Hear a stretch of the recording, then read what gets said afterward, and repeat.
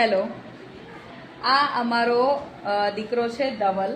Last યરે drop out દીકરો હતો, એટલે કોઈ કારણસર એનું ભણવાનું છૂટી ગયું હતું. આ વર્ષે પુનઃ પ્રવેશ મેળવીને આવ્યો છે. એણે એક સરસ મજાનું છે ને મેજિક પેપર બનાવ્યું છે, મેજિક કાર્ડ કો કે પેપર કો, એ બનાવીને લાવ્યો હતો અને એણે અમને બધાને શીખવાડ્યું છે.